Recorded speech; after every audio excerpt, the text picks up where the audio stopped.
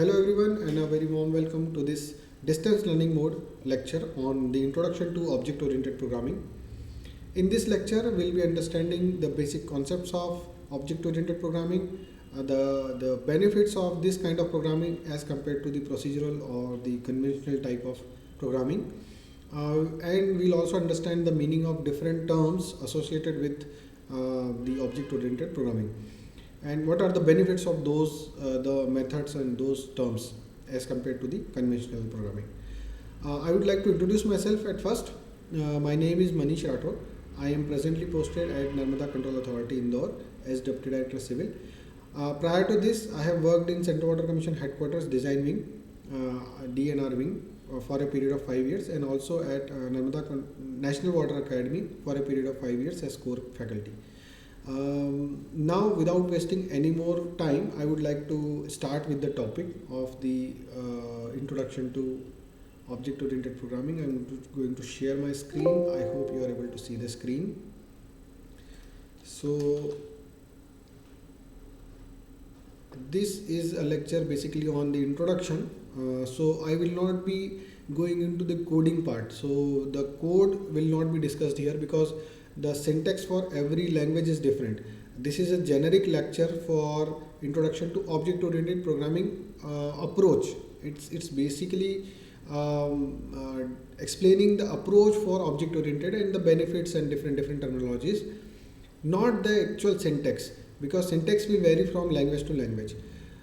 So you will not be seeing much of a code inside this lecture. We will be only talking about the concepts. But once you grab the concept, you will start understanding, as you start coding, you will start understanding the benefits of those concepts when you start programming. So we'll not be discussing the code or syntax or languages in this. We'll be only talking about the concept, the basic concepts of the object-oriented programming approach. In short, it is also called as OOP. So why object-oriented programming was adopted in the first place? It was basically adopted to overcome the shortcomings or limitations of the procedural programming. So earlier we had when the computer programs were evolving, initially the procedural programming was the first approach that was adopted by the computer engineers. And then it was found that procedural programming has a lot of shortcomings and a lot of limitations to imitate the real world problems, and that is why object oriented programming started to evolve. And when the evolution of object oriented programming was on the way, all the limitations that were being faced in the procedural programming were overcome in this OOPs. So first we'll talk a little bit about procedural, because we need to know what are the limitations in these kind of languages.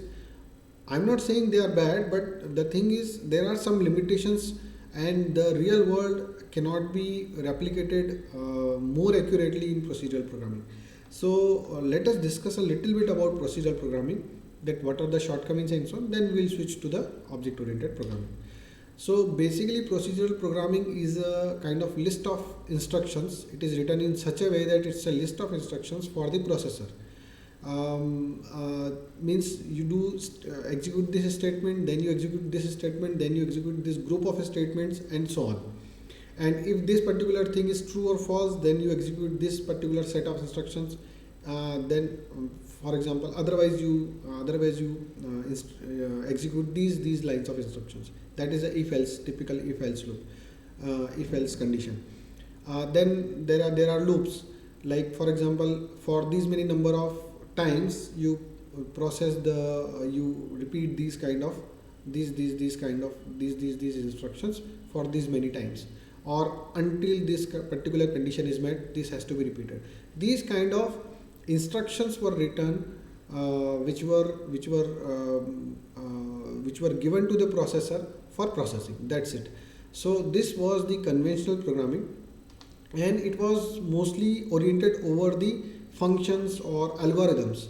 So there in procedural programming, the main emphasis was on the functions which had well defined purpose.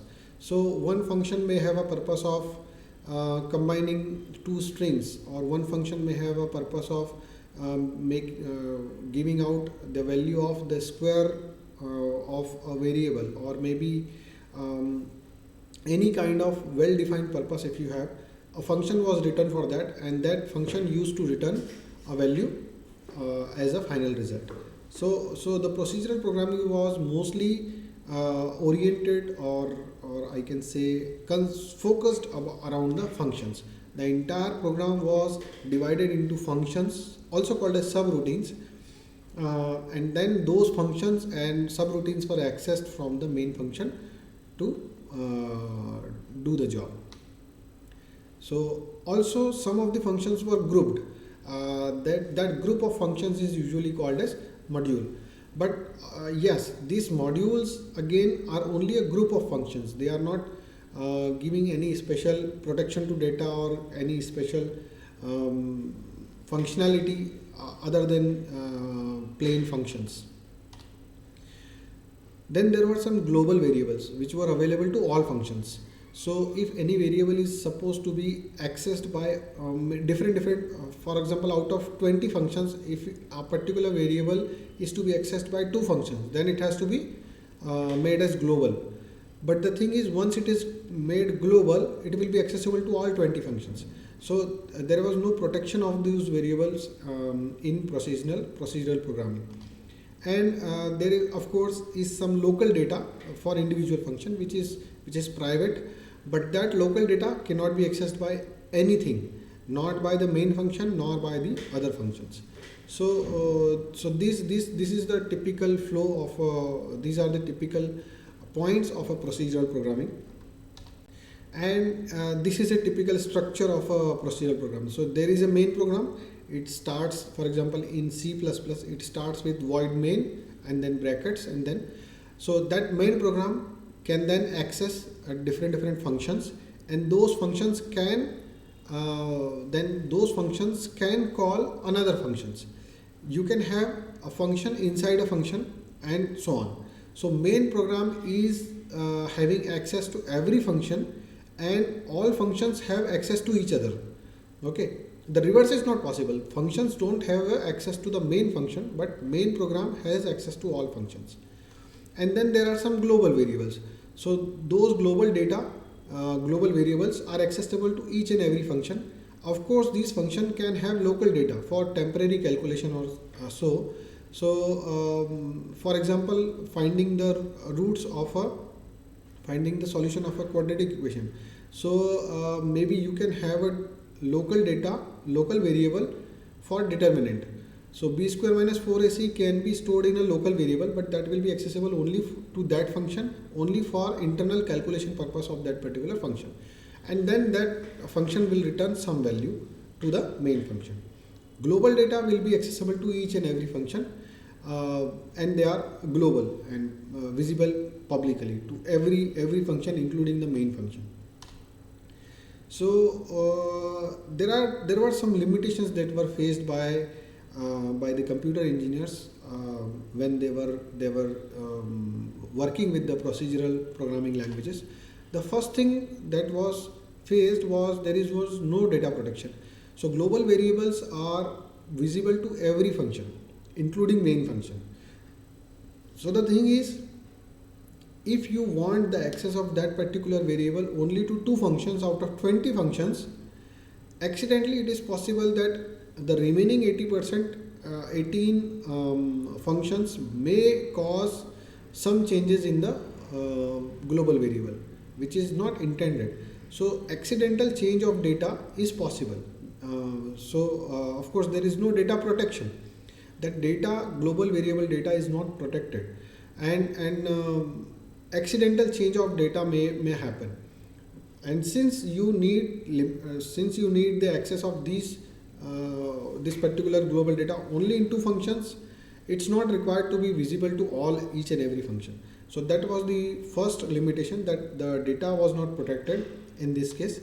And every function has this thing we have already discussed, that every function has complete access to the global variables, and therefore when a new programmer starts working on that code, he can accidentally corrupt the data, because global variable is visible to the remaining 18 functions, as I said. So a new programmer who does not have a complete overall picture, who does not know the complete overall picture of the program, may accidentally corrupt the data, and that may that may have serious repercussion in the final output of the program. And it was difficult to identify that what data is being used by which function, and what data is being modified by which functions, in case of large programs, in case of very big programs that were doing complicated tasks. So if a variable is being changed by a function, you don't know which function changed the variable. So that was very difficult to identify and analyze and debug. And that causes the lack of reusability. For example, for a particular purpose, I have written some code. It is very difficult for me to transfer it to someone else who might use some part of it. So it was difficult to reuse the code, and it was also difficult to maintain. And one more thing, if new data is to be added, then all functions had to be modified. So that was another big challenge, because if, let's say, a program has 150 functions or so, and if a new variable is introduced, a new global variable is introduced, then you have to look into all 150 functions, that where this particular data is required and where it is changed and where it has to be modified and everything. Or even if the data type is changed, then it has to be analyzed, the entire program has to be analyzed. So basically it does not model the real world very well. The real world problems are very difficult to model in this approach, procedural approach. So the scientists and the computer engineers, they switched on to they started evolving the object-oriented programming language, where the entire program is oriented around the objects and classes. So let's see what are the basic concept of it. The basic fundamental idea behind the object-oriented program is to combine data and functions into a unit, that into a single unit, and the functions that are inside that unit, only those functions can operate on that data. That is why the data is now protected, because this data is not visible to other functions. That data is constrained inside the unit. That unit is called as object. That unit is called an object, and these objects can be reused. Okay, so that's why that makes these objects and the program very easy to maintain. So if a new variable is to be added, only a small change in the class is required, and all the entire program will be able to see the new variable at every instance. The data is tied very closely to the functions that operate on the data. Of course, in here also you have some global variables. There can be some global variables, but these global variables are highly not recommended, because again they will induce the procedural programming limitations into your program. So as far as possible, the data and the variables are kept inside the classes, inside the objects, and the functions, whatever the operation you want on those data is operation is carried out by the functions, which is again inside the object.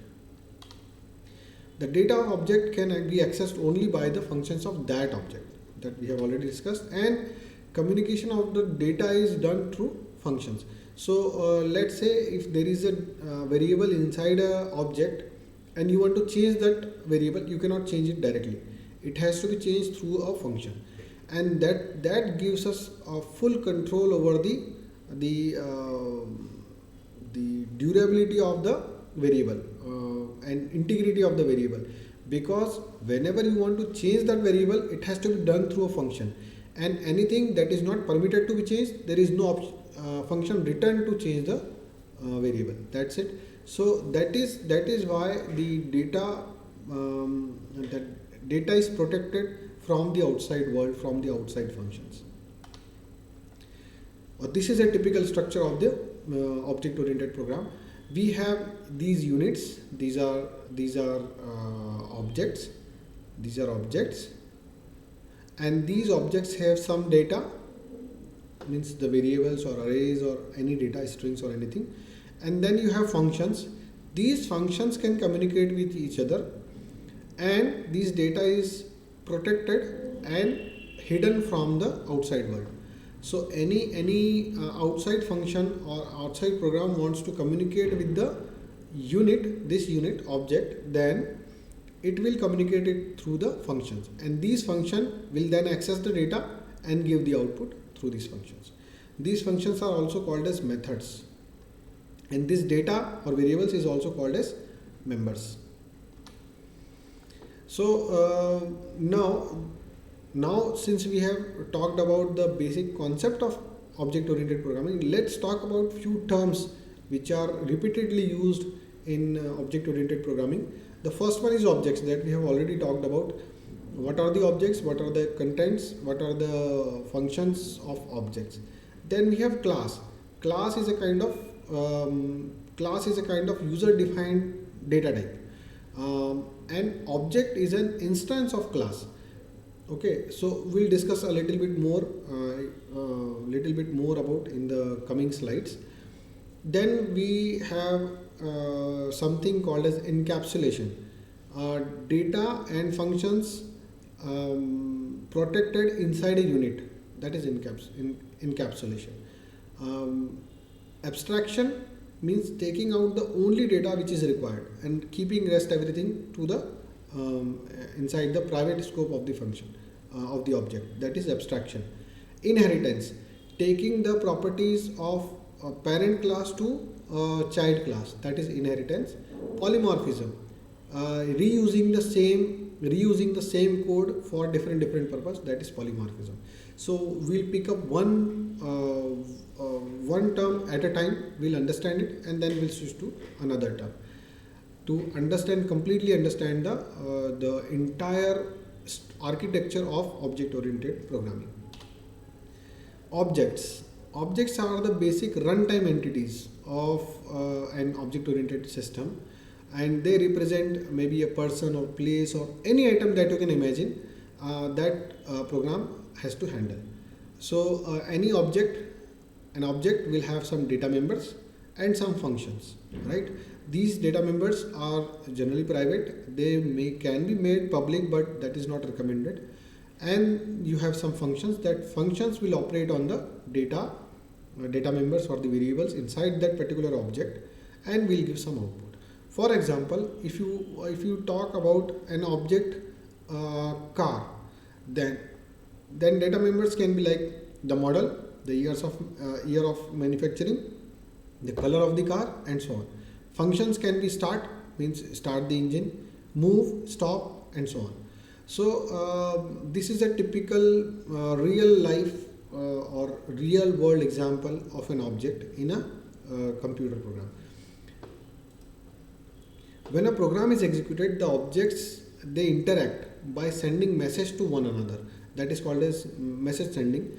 So whenever a new object is created, at that time we can send some message to it. Or when the program is executed in the runtime, during the runtime, one object can communicate to another object by sending messages. So this kind of approach will help in keeping the data protected and also sending the message from one object to another object. For example, if the customer and account are two different objects, okay, there is one object which is called as customer of different data type, and another object which is called as account, which is of another data type. Okay, these two have different classes. Okay, these are two objects inside a program. Then customer object may send a message to the account object which requests for the bank balance. So what that particular account object will do, it will take the variable of the bank balance, send it to the customer. So this kind of message sending is possible, and each object contains data, and then code, means functions to manipulate the data, either to manipulate or read the data. So next is class. Object is an instance of a class. So what is a class? Class is a framework which contains the definition of the object. So for example, you have a class which is a car, okay, called as a car. Then inside that car you can have different models, and all those models can have, for example, this one, the name of this object, the name of this car is Polo, then you have Mini, and then you have Beetle. So you have the name variable inside a car. The value of that name variable will be Polo here, Mini here, and Beetle here. The color of the car can be another variable. Color of the car in this case will be green, in this case it will be blue or cyan, and in this case it will be red. Similarly, you can have functions like get speed, so or get max speed, or get average, or maybe get mileage, average or mileage. So what that will do, that will calculate some values by taking the help of data inside the object and give an output. Okay, so this is a class is basically a framework or a data type, and user can create from that data type, user can create the objects. So object is an instance of a class. Class is a definition, object is a instance of that definition.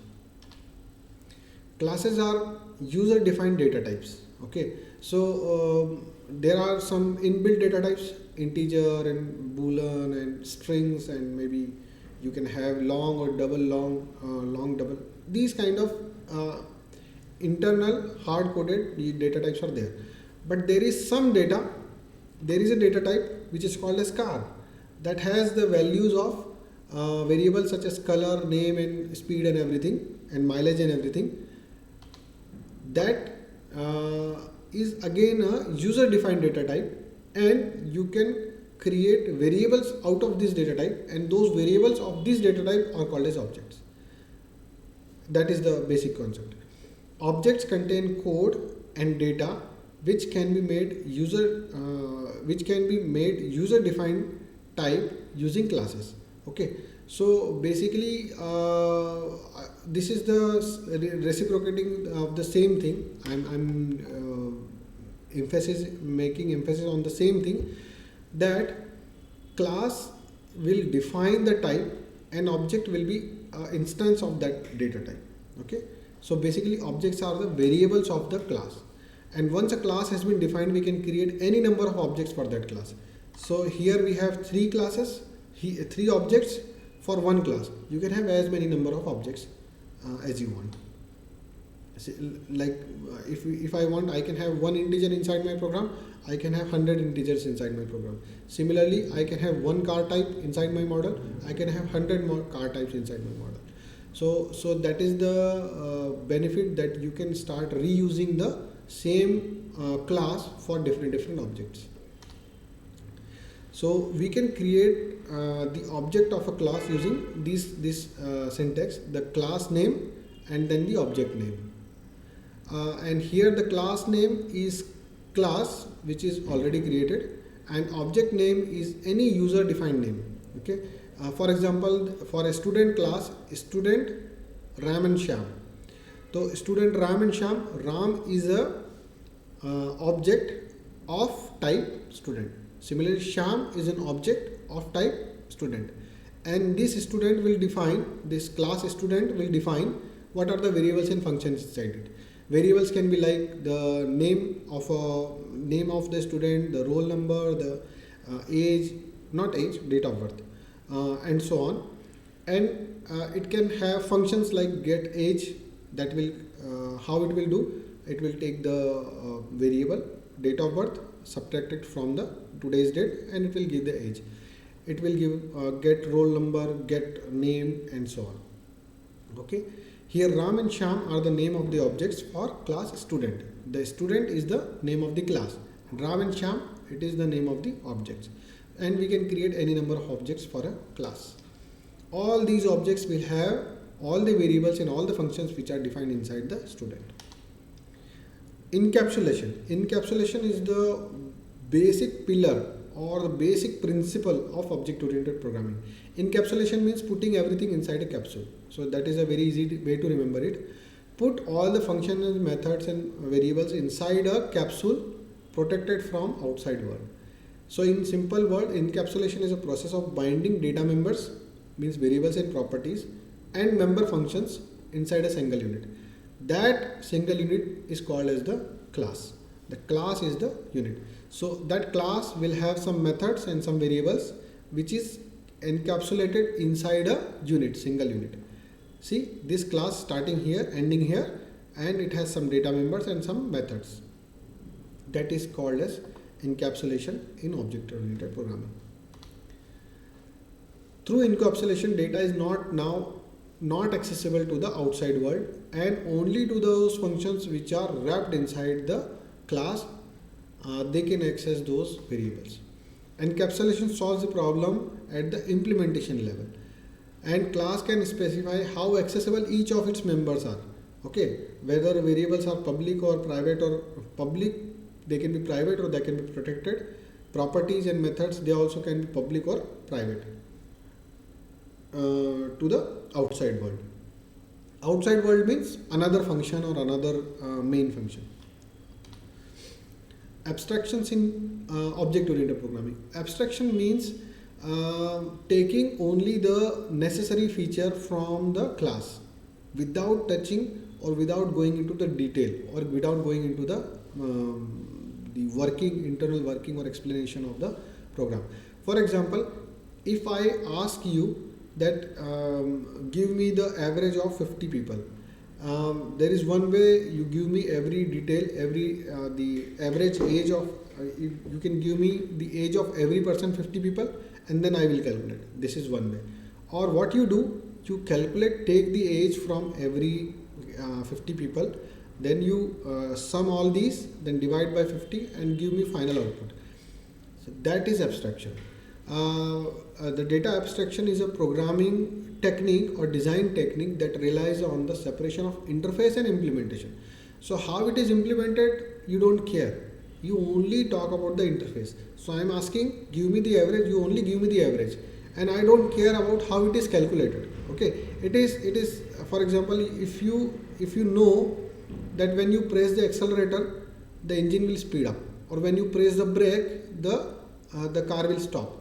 You don't have to care about the internal working. When I press the accelerator, there is a wire which will pull some lever, and that will increase the flow of air, that will increase some petrol which is going into the engine, and that will speed up. And you don't have to worry about that. You just know, if I press the pedal, the engine will speed up. If I press the brake, I don't need to care about how the brakes are applied. If I turn the steering wheel, how the gears are working and how the power steering is working, how the torque is being calculated, how motor is running, you don't have to worry about that. I just know that when I turn the wheel should, when I turn the steering wheel, the wheel should turn. So that is abstraction. This similar concept is applied in object-oriented programming as well. That makes program very easy to use. So the car driver only needs to have the access to these 5 public functions, like turn on will turn on the engine, turn off will turn off the engine, accelerate, brake or gear change. The driver doesn't have to worry about how the fuel is being pumped from the fuel tank to all the way to the piston, how sparks are created at accurate timings, how the brake pads are being moved, how the piston changing speed is changed. The driver doesn't have to worry about it. Similar thing is happening in computer programs also. So how that particular value is arrived, I don't care. I just need the value of it. That is abstraction. Inheritance. Inheritance is the mechanism of deriving new class from an old class. Okay, it is similar to the inheritance in the real world. The properties and everything are inherited from the parents to the child. Similarly here, whenever you are creating a new class, you can import or inherit or derive the properties or maybe class members or variables and functions, everything which is available inside the parent class. So you don't have to reinvent the wheel. A class is already there. Let's say it is available on the net in form of a library. You can simply download it and inherit everything of that class inside your program just by calling that class. Okay, just by extending your class from a parent class. So you are creating a class which is inheriting something from another class. So all the properties and objects and methods will be inherited inside your class. Inside your class you can add new variables and you can add new functions. So all the variables and functions of the old class, parent class, will be available inside your class, and you can add additional classes inside your class. Old class is called as, or the parent class, it is called as base class, while the new class, it is called as derived class, or it is also called as subclass or a child class. Inheritance is undoubtedly the most powerful feature of object-oriented programming. Why? Because you don't have to rework most of the things. Let's say there is a problem that I need to solve using my program, and for that problem most of the work has already been done by someone else, and he was generous enough to put that code, the work that he has done, on in form of a library on GitHub. You simply go and search for that particular problem. You will usually find some library kept on GitHub. You clone it, you download it on your PC, you import it inside your project, and then you extend your class to the library class. So all the properties and methods and everything will come into your class. You can then customize your class, add new functions and variables and everything like that. Okay, so that is the most powerful feature, and this is the reason why computer programming programs are evolving so fast, because the object-oriented programming is the basic fundamental behind reusability of the code. So if I have done some work, someone else does not have to do it. So similarly, if I want something to be done, most probably it has already been done by someone else.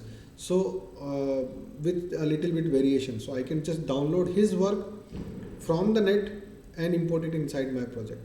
That is why the reusability comes into picture. And this thing will increase the quality of work because community comes into picture. The code is being uploaded by someone. Community can comment on it, can keep on commenting how to improve it, what are the different features that can be added, that can be deleted, or how the code can be improved, and that improvement is done in real time, and even automatic updates are available. So as soon as the base class, or as soon as the parent class is updated on the net, the class will be automatically downloaded in your program and new features will be available. So this kind of community driven development is the result of object oriented programming, basically inheritance in the object oriented programming. So let's say you have a class which is called as animal, that can have some attributes, some functions, and you want to create 3 different classes, one for dog, one for cat, and one for cow. So you don't need to reinvent the wheel. You don't need to. You have maybe you have something like 80% work which is already done by someone who has created the animal class. So you can just import it and extend your dog class and cat class and cow class to the animal class. So all the properties like the color of the pet, whether the animal can become a pet or not, these kind of variables will be automatically imported, and you can add something on your own and extend the class as you like. For example, animal class can have a variable or a function that will tell you whether the animal can be a pet or not. So dog, cat and cow, for that it will be true, and for a lion it will be a false. Similarly, number of legs can be a variable, color can be a variable, Number of eyes can be a variable. Whether tail is there or not, it can be a variable. Similarly, you can have some functions which are common to all the animals, but you want something, some extra class with some extra variables. You can inherit the animal class inside a dog class and then extend it. Okay, so particular breed of the dog breed variable, it will not be animal class, it will be the dog class which inherits the animal class, but it has an additional variable, the breed of the dog. Okay, this is how inheritance works in object oriented programming. Polymorphism means using the same thing many times for different scenarios. So there is a single interface but multiple implementation. So just I would like to give you an example. For example, you can have a function which is called as addMe. Okay, addMe is the name of the function, and when you pass a string to it, two strings to it, it will concatenate them, and when you pass two integers to them, it will add them. So if I pass string 1 as two strings, one as hello and second one is world, then it will give the output as hello world. But if you pass 5 and 6, it will output as 11. So the interface, the code is same, but when you pass a string to it, it is going to concatenate, and when you pass integers or float, it will add. So same interface, same function name, but implementation is different. So it is the ability of the object to take on many forms. So the same object is doing two different things. Okay, name of the object is same, but it is doing two different kind of things. It basically uses the function overloading. It is called as function overloading. Function overloading means either by changing the number of the arguments, parameters which are passed into the function, or by changing the type of the function, parameters inside the function will behave differently in both the cases, in all different cases. So different results will be produced depending on the number or type of the parameter which is passed. Okay, a function of a class may have the same name but a different number or type of parameters which are passed into the method. Okay, function. Different result may occur depending on the number of parameters or type of parameters which is passed in. Okay, so that is polymorphism. So it's a very simple example, again going back to a car. So if you know how to drive one car, if you know how to use a steering wheel inside a car, you can drive any car, right? So you know when I turn this steering wheel on the right, the car will turn on the right. When I turn it left, the car will turn left. How it is doing, that you don't have to worry. So polymorphism means once you learn how a steering wheel works, the same concept will be applied on every car. Okay, so you can create a property or a method which has more than one realization, which has more than one function, which has more than one implementation, but the interface is same. Okay, so polymorphism is an ability to substitute the class that have common functionality in sense of method and data.